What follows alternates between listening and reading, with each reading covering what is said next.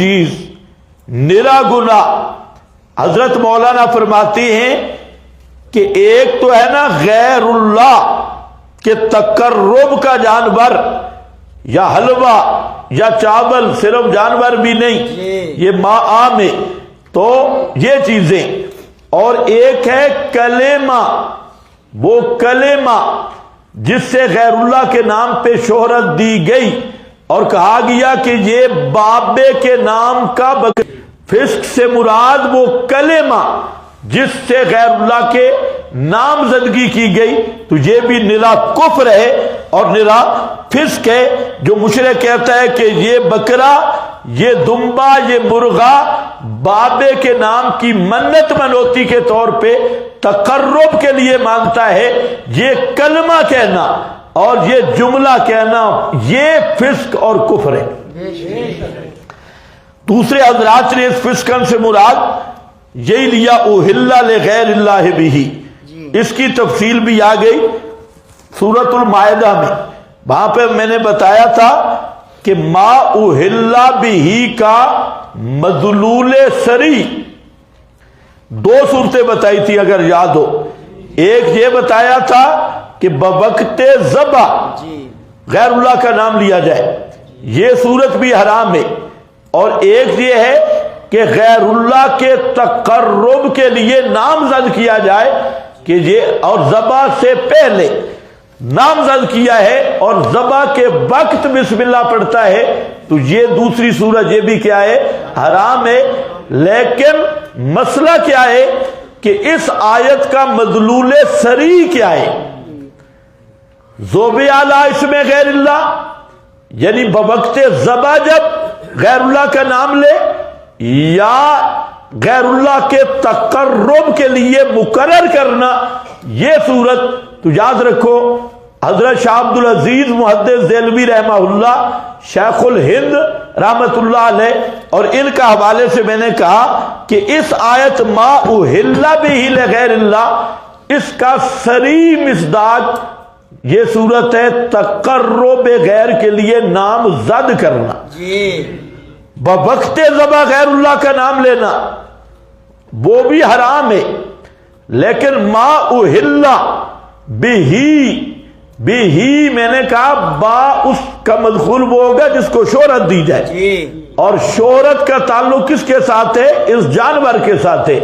جب غیر اللہ کا نام بوقت ذبح لیتا ہے تو جانور کو شہرت نہیں دے رہا، وہ تو غیر اللہ کے نام کو شہرت کے لیے منت منوتی کے طور پہ نامزد کرنا، یہ اب شہرت بکرے کو دے رہا ہے. یہ بکرا کس کا؟ بابے کا.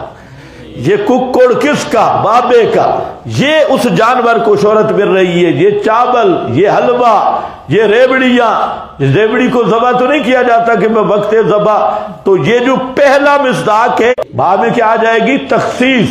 تو اس صورت میں ماں بھی اپنے عموم پہ باقی ہے اور اہلا شہرت بھی اس چیز کو دی جا رہی ہے جو غیر اللہ کے نامزد کی گئی ہے. تو اس لیے یاد رکھو ان دو صورتوں میں سے کون سی صورت بولو شابش؟ ایک ہے بوقت ذبح غیر اللہ کا نام لینا، اور ایک ہے بوقت منت غیر اللہ کے تقرب پر نامزد کرنا. تو ما اہل کی کون سا صریح مصداق ہے؟ تقرب والی صورت ہے. ما ذوبح علی اسم غیر اللہ بھی حرام، لیکن مصداق صریح یہ ہے کہ جو غیر اللہ کے نام کی منت مانی، نظر مانی، تو کیوں؟ اس کی دو وجہ میں نے بیان کی. ایک وجہ یہ کہ جہاں ہے وہ چیز حرام ہے جس کو شہرت دی گئی. تو اب ایک بکرا ہے، اس کو وہ غیر اللہ کے نام پہ ذبح کرتے ہوئے یا رسول اللہ کہہ رہا ہے، یا علی کہہ رہا ہے، یا پیر کہہ رہا ہے، تو وہ کیا ہوگا؟ حرام ہوگا. لیکن ہے حرام، لیکن شہرت کس کو دی ہے؟ غیر اللہ کو شہرت دی جا رہی ہے. اور جہاں جس کو شہرت دی وہ حرام ہے. وہ چیز ہے، با کا مدخول وہ چیز ہے جس کو شہرت دی جائے تو وہ جانور ہے، وہ حلوہ ہے، وہ چاول ہے، وہ وقت ذبح غیر اللہ کا نام لینے سے ما اہل میں تخصیص آ جائے گی. اور وہ ذبیہ کے ساتھ خاص ہو جائے گی، حالانکہ ماں کا معنی ذبیہ نہیں ہے، ماں اپنے عموم پہ ہے، اس میں ذبیہ بھی ہے، اس میں حلوہ بھی ہے، اس میں چاول بھی ہے، اس میں زیت بھی ہے، اس میں ریوڑیاں تلونگڑیاں بھی ہیں، اور اس میں چھوارے بھی ہیں، اور اس میں سموسے پکوڑے اور لڈو بھی ہے۔ تو اب لڈو کو تو نہیں ذبح کیا جاتا، سموسے پکوڑوں کو، تو وہ جو اللہ اس میں غیر ہی والی صورت ہے وہ ماں کو خاص کر رہی ہے، اسی لیے حضرت شاہ عبدالعزیز نے فرمایا اس کو صورت کے ساتھ خاص کرنا یہ تحریف کے قریب ہے، یہ قرآن پاک کی تحریف کے قریب ہے۔ مفتی شفیع صاحب کیا نا شاہ عبدالعزیز کے بارے میں کیوں باتیں کرتے ہیں؟ شیخ الہند بڑے ہیں یا مفتی شفیع بڑے ہیں؟ شیخ الہند کی تحقیق نظر نہیں آئی؟ ابھی تو اور بھی جو مفتی صاحب نے لکھی ہے وہ بھی چھوڑ رہا ہوں۔ جہاں پر ایک بات سمجھے، ایک بزرگ گزرے علامہ انور شاہ صاحب رحمت اللہ علیہ، ان کے فیض الباری میں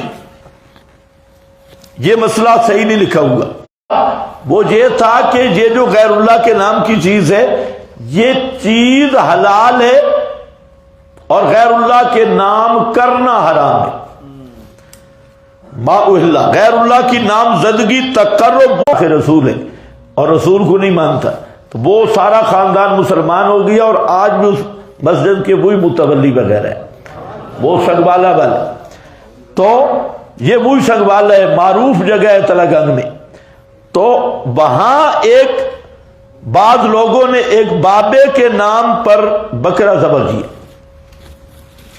مولانا محمد زمان نے مسجد میں اعلان کیا کہ یہ بکرا جو ہے خنزیر سے بڑھ کے حرام ہے، لاؤڈ سپیکر آن کر کے اعلان کر دی۔ اب مسئلہ بن گیا، اس وقت لوگوں کو دین کا شوق تھا، اب تو میڈیا آ گئی ہے، جب اعلان ہو گیا مسجد میں انہوں نے اعلان کیا تو وہاں جو ملک حضرات تھے اور بڑے لوگ تھے انہوں نے کہا کہ اس مسئلے کا فیصلہ ہوگا، بکرا آپ رکھ دیں اور علماء کو بلایا جائے۔ انہوں نے کہا ٹھیک ہے، علماء بلائے گئے۔ علامہ انور شاہ صاحب رحمہ اللہ بھی کہیں قریب تھے اس وقت، تو یہ پاکستان ہندوستان ایک ہی تھا، اس میں درمیان پاکستان نہیں بنا تھا، اور مولانا حسین علی صاحب رحمہ اللہ ان کو بھی بلایا گیا۔ تلہ گنگ سے وہ جو سنگوالا ہے وہ کچھ کلومیٹر فاصلے ہے، تو وہ ٹانگے پہ بیٹھے، پرانے جو گھوڑا ٹانگا ہوتا تھا، آگے گھوڑا پیچھے ٹانگا، تو وہاں پر علامہ انور شاہ صاحب بھی اور مولانا حسین علی صاحب بھی اس ٹانگے پہ بیٹھے، آگے مولانا حسین علی صاحب رحمہ اللہ کو بٹھایا، پیچھے علامہ انور شاہ صاحب کو، ساتھ بابا تھا غلام رسول انی شریف والے، تو بابا انی والا کہتا ہے علامہ انور شاہ صاحب رحمہ اللہ کو کہ پتہ ہی آگے کون بیٹھے، آپ کو پتہ ہے کہ آگے کون بیٹھے، ہاں ہن خیال کریں کوئی ڈھلی نہ مارے، کوئی ادھر کچی نہ مارے، میں کوئی کچی بات نہیں کرنی، مولانا حسین علی آگے بیٹھے، کیونکہ بابے کو پتا تھا کہ علامہ صاحب کہتی ہیں کہ جانور حلال ہے اور وہ جو نامزد کرنا ہے یہ حرام ہے، تو اس لیے وہ کہہ رہے تھے کہ اب کوئی کچی بات نہیں کرنی۔ تو علامہ انور شاہ صاحب اور یہ وہاں پہنچے تو علامہ صاحب نے کہا کہ مولانا حسین علی بیان کریں گے، تو حضرت نے جب مسئلہ کھولا، یہی مسئلہ کہ صریح مصداق کیا ہے اس کا، علامہ صاحب سنتے رہے۔ اس کے بعد علامہ انور شاہ صاحب اٹھے، انہوں نے کہا کہ جو بات مولانا حسین علی نے کی ہے بالکل صحیح ہے، اور میں بھی، انہوں نے بلایا تھا علامہ انور شاہ صاحب کو رعایت کے لیے، اور یہ تھا کہ یہ کہے گا بکرا حلال ہے، اور تو اس سے میں کہتا ہوں کہ جہاں بھی حضرت کی تحریروں میں یا ان کے شاگردوں میں یہ بات معروف ہوئی ہے تو حضرت علامہ انور شاہ صاحب کا رجوع ثابت ہے۔ اس واقعہ سے وہ مولانا حسین علی صاحب کے موافقت کی۔ تو بہرحال یہ جو اگلی بات بھی سن لو، یہ جو حضرات کہتے ہیں نا، مفتی صاحب نے تو کہہ دیا کہ یہ استنباطی حرمت ہے، استنباطی، اب صریح مدلول میں نے بتا دیا. اب ایک اور بات سن لو، وہ یہ ہے کہ ہمارا سوال ہے کہ یہ جو تم کہتے ہو بوقت ذبح غیر اللہ کا نام لیا جائے جانور حرام میں، تو اس تحریم کی علت کیا ہے؟ غیر اللہ کا نام لینا، غیر اللہ کا نام لینا. وہ حضرات جو کہتے ہیں یہ صرف صورت ہے کہ بوقت ذبح غیر اللہ کا نام لیا جائے، تو ہم کہتے ہیں بہت اچھا، صرف ذبح کے وقت غیر اللہ کا نام لینے سے اگر جانور حرام ہے نا، تو غیر اللہ کے نام زد کرنے سے بطریق اولا حرام ہے. جی کیا ہوگا بطریق اولا؟ صرف غیر اللہ کا نام لینے سے جانور حرام ہو گیا، تو غیر اللہ کے نام زد کرنے سے بطریق اولا حرام ہے. جی تو پھر دلالت نص بن جائے گی. لیکن اس کو استنباطی مسئلہ کہنا یہ بالکل جہل بالقرآن ہے. جی اور قرآن پاک کے ساتھ بالکل جہالت ہے. تو بہرحال یہ بات ذرا ذہن میں رکھ لو کہ یہ مسئلہ ہو گیا، اس کی پہلی قسط آ چکی ہے، یہ تھوڑا سا بقایا وہ بھی آ گیا. اب بھی کسی کو شک کو پوچھے، یہ جو بریلر ہیں یہ عوام کو دھوکہ دیتے ہیں نبی غیر اللہ نہیں ہوتے. میری طرف توجہ کرو. غیر کے دو معنی، ایک معنی ہماری بولی میں فلانا اپنا ہے فلانا غیر، اور یہ چلاکی عوام ان کی سادی ہے. یہ کہتے ہیں دیکھو جی دیوبندی اللہ نبی کے درمیان غیریت ثابت کرتے ہیں، اللہ نبی اللہ کا غیر ہے. تو غیر تو دشمن کو کہتے ہیں. تمہارے محاورہ میں غیر کس کو کہتے ہیں؟ جس سے تعلق نہ ہو. تو اس معنی میں کہتے ہیں دیکھا وہابی کہتے ہیں کہ نبی اللہ کا غیر ہے. توبہ توبہ. مولوی عمر اشرفی نے لکھا ہے اللہ نے صریح فتویٰ دیا ہے جو اللہ اور نبی کے درمیان غیریت ثابت کرتے ہیں. اللہ نے انہیں بعض لفظوں میں کافر کہا. نبی اللہ اور ہوتا ہے، غیر اللہ اور ہوتا ہے. تو یہ ہے ان کی شیطنت. مطلب ہے یہاں غیر کا معنی دشمن نہیں ہے، غیر کا معنی لا تعلق نہیں ہے. غیر کا معنی کیا ہے؟ سوا، سوا اللہ، اللہ کے سوا. تو ہم پوچھتے ہیں نبی غیر اللہ نہیں تو عین اللہ ہے، غیر اللہ نہیں تو عین اللہ ہے. تو ایک ہی ہوگا نا، یا غیر اللہ یا عین اللہ. تو اب کہو عین اللہ.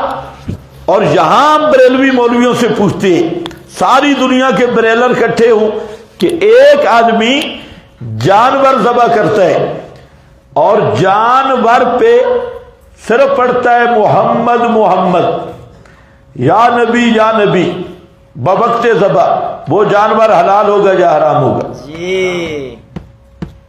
سب بریلویوں نے بھی لکھا حرام ہوگا. کیوں کہ اس نے غیر اللہ کا نام لیا. کیوں؟ اب غیر اللہ کون بنا؟